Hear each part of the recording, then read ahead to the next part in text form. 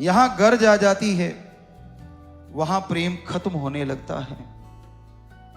तो इसलिए बेहद जरूरी है दृढ़ यकीन परमपिता परमात्मा मालिक पे रखो। और सहजोबाई वाली बात जो आपको इतनी बार सुनाई हमने, उसको दिलो दिमाग में धार के रखो। निगाह में किसी दूसरे के लिए वो ख्याल नहीं होना चाहिए जो ओम हरि राम परमात्मा के लिए होता है, एक भक्त के लिए। हमारा कहने का मतलब ये नहीं कि रिश्तों में प्यार ना दो। जो रिश्तों में सही है, जायज है, वो प्रेम दो।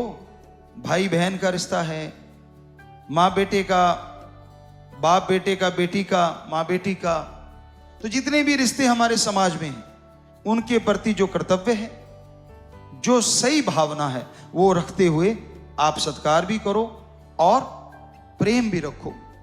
लेकिन हद से ना गुजर जाओ। जब आदमी हद से ज्यादा गुजर जाता है और उसके जब चोट लगती है, जब यकीन टूटते हैं, तो वो चोट को सहन नहीं कर पाता। आपने देखा होगा, समाज में देखा होगा, खुद महसूस किया होगा। छोटे से बच्चे को मां पालती है, पहले 9 महीने गर्भ में रखती है, कितनी उम्मीदें, कितना चाव होता है, पर दर्द भी बड़ा होता है। मां सहती भी बहुत है। बच्चा बाहर आता है, माँ बाप उम्मीद रखते हैं बड़ा होके ये ऐसे होगा, ऐसे होगा।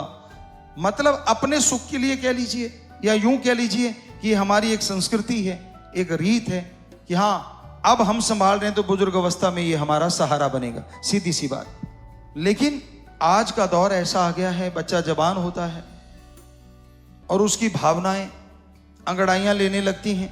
गदा पचीसी उमरा जोर जवानी का, परमपिता दाता रहबर ने एक ये भजन बनाया कि एक दौर ऐसा आता है जिसमें आदमी को लगता है मैं ही सही हूं, बाकी सारी दुनिया गलत। तो उस दौर में वो अपने माँ बाप को, परिवार को कुछ नहीं समझता, उसके पर्सनल रिलेशन हो जाते हैं। यानी वो कहते हैं मेरे ही रिश्ते हैं, मेरे तक ही सीमित। तो भाई ऐसे समय में जब ऐसा कुछ हो रहा है तो कितनी चोट लगती होगी सच्चे माँ बाप के दिल पे, जिनको बच्चे एक पल में ठुकरा देते हैं। इसका मतलब ये नहीं कि रिश्तों में यकीन नहीं रखना, रखना तो पड़ेगा ही, लेकिन संस्कार अच्छे दो बच्चों को।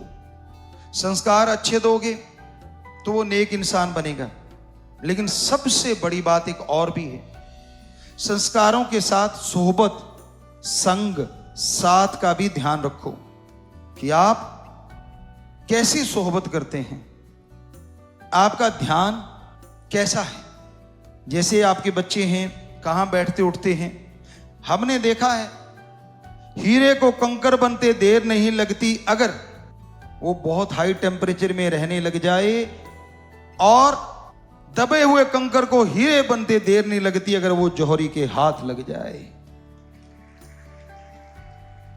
क्योंकि बहुत टेम्परेचर एक ऐसा डिग्री होता है जिसमें हीरा भी पिघल जाता है, और धरती से ही ये हीरे निकलते हैं, वो कंकर होते हैं, अनगढ़ होते हैं। और जब जौहरी की निगाह पड़ती है, वो उसे तराश देता है, उसके एक एक कोण में, उसके रंग में, उसकी पॉलिश में ऐसा चमका देता है कि उसका मोल हजारों लाखों करोड़ों में चला जाता है।